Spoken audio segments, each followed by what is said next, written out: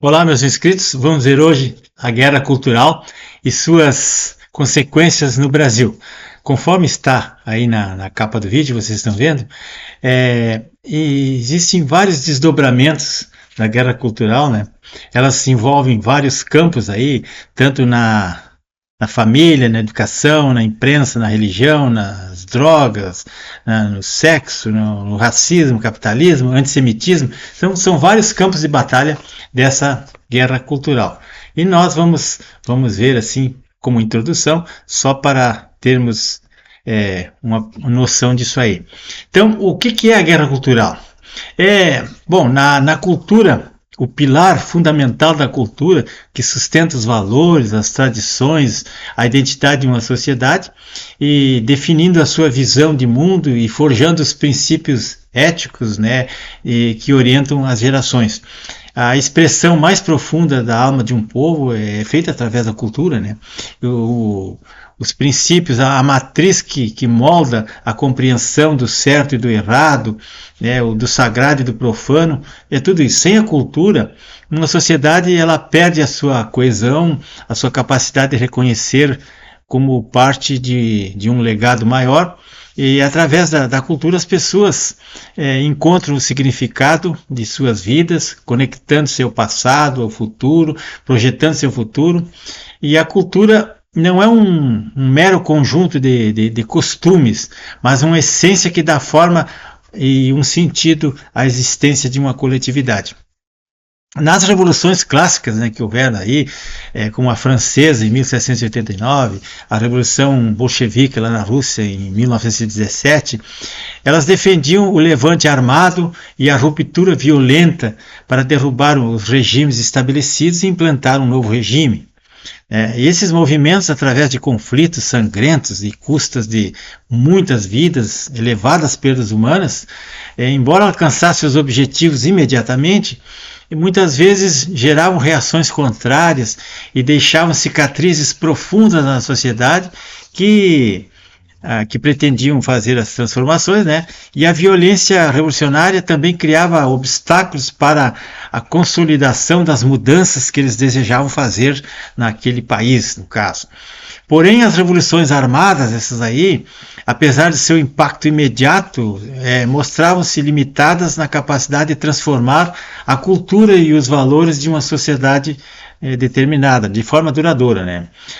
Então, a guerra cultural essa surgiu como uma revolução moderna que substituiu as armas pela doutrinação e pelos combates da colonização das mentes das pessoas, né? A lavagem cerebral, né? Usando meios não violentos para desconstruir a ordem existente e de forma sistemática e gradual, assim, mais lenta e segura. Em vez de usar as armas, essa nova forma de revolução ataca os fundamentos culturais de uma sociedade, buscando alterar a sua visão de mundo, os seus valores e suas tradições. Quer dizer, mexem com a cultura como um todo, né, nas tradições da sociedade. A guerra cultural é uma batalha invisível. Essa que eu vou falar ela é diferente. Ela age profundamente, eficazmente e atinge o cerne da identidade de um povo, né? E sua estratégia ela é silenciosa, mas seu impacto é muito mais devastador, porque define os pilares que sustentam a civilização. E diferente das revoluções armadas, e que eram sangrentas e violentas, eram amplamente rejeitadas, né, pelo Ocidente após a término da Segunda Guerra em 1945. O mundo já teve uma nova visão. E a guerra cultural avança por infiltração, por tomada de espaços, né, por aparelhamento do Estado, e ela corrói as instituições como a escola, a universidade, as igrejas, a redação de jornais, a justiça, enfim, ela vai ressignificando os conceitos fundamentais como a família, a justiça, a liberdade, vai mudando o sentido. E essa estratégia permite que mudanças profundas sejam implantadas, né, sem o uso da força física ou as forças armadas, mas com uma grande um impacto mais transformador, né, rápido, e uma forma de revolução que opera nas sombras, assim, discretamente, alterando a percepção das pessoas e, consequentemente, toda a estrutura da sociedade. E a sua eficácia reside na capacidade de mudar os paradigmas, né? Mudar a cultura, sem despertar uma resistência imediata às novas mudanças, né? Eu vejo que interessante isso, né? Então essa mudança que eles impõem através...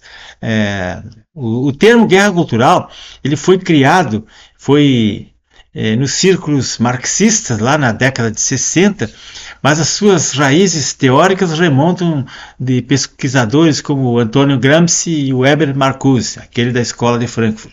E no livro que eu vou deixar para vocês tem tudo isso aí direitinho. Estou fazendo um resumo aqui para vocês. E eles propõem a tomada da hegemonia cultural como um pré-requisito para a revolução política. Antes da revolução política e mudar tudo, eles vão mudando a cultura. E nessa visão, a mudança social só é possível após a conquista das mentes e dos corações das pessoas através da transformação da sua cultura e dos seus valores. Então essa abordagem rompe com as estratégias revolucionárias tradicionais, aquelas, né, que priorizavam o confronto direto, a força e a tomada do poder pelo uso da força das armas. Bom, essa guerra cultural que nós estamos falando aqui é uma estratégia de longo prazo. Isso aí demora anos, décadas, às vezes, como aconteceu no Brasil. Em 40 anos eles conseguiram dominar tudo. Agora nós temos tudo dominado. Então o que aconteceu aí? Eles foram dominando aos poucos, alterando a base moral e intelectual da sociedade, antes de fazer uma mudança total na política, como está acontecendo agora. O modus operandi assemelha-se a um veneno que você, de forma prolongada, aos pouquinhos, ele vai envenenando, dissolvendo verdades absolutas, normaliza as contradições ideológicas, né? O certo e o errado ficam muito confusos, e paralisia os mecanismos de defesa da sociedade, através de ferramentas como o politicamente correto que eles usam, o revisionismo histórico, mudando a história, a nova linguagem, etc. Por aí vai, são vários sentidos.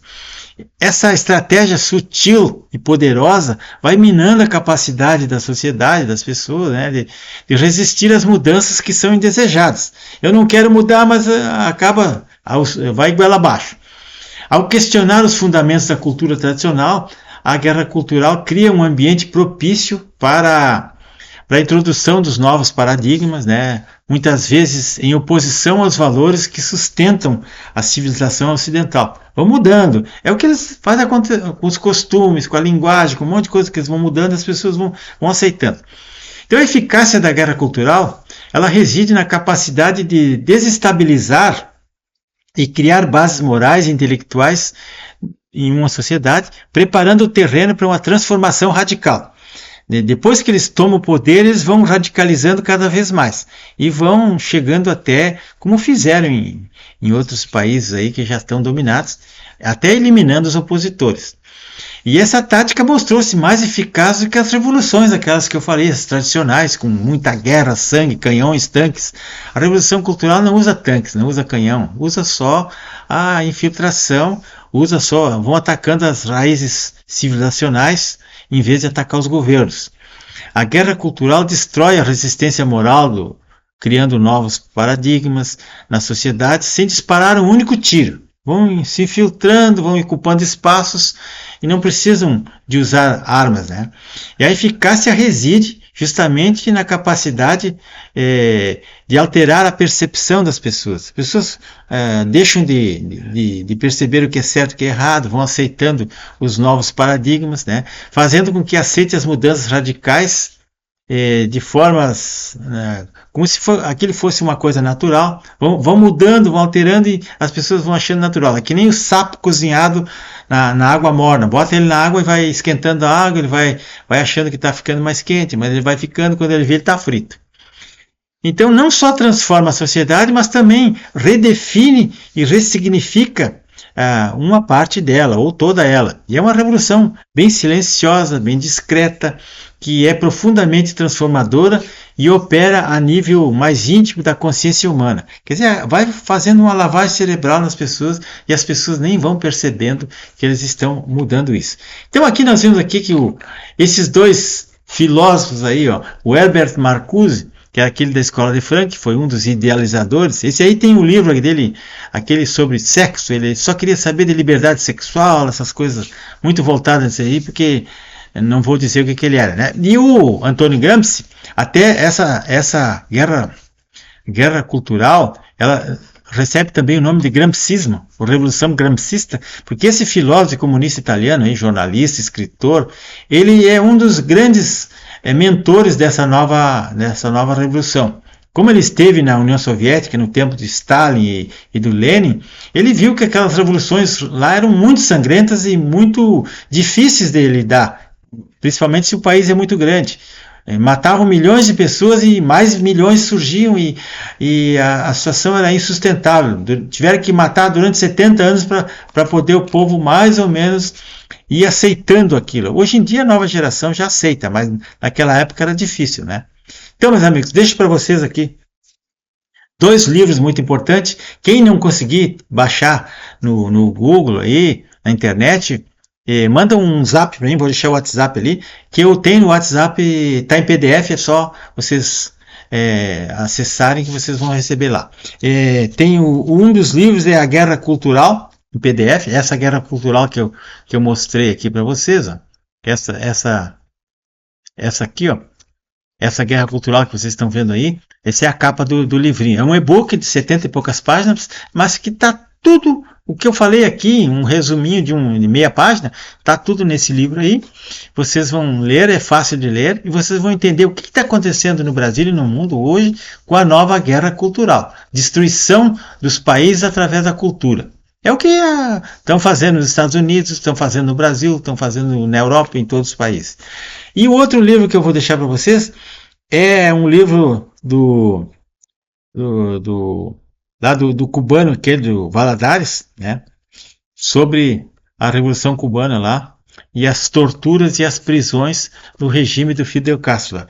E vou deixar um filme também, A Guerra do Contestado, que é muito interessante, é um filme brasileiro aqui, mas que trata de um problema nosso aqui no Brasil, que já há mais de 100 anos, depois da revolução lá da Guerra dos Canudos, teve essa revolução lá do Contestado no Paraná, que o que aconteceu ali?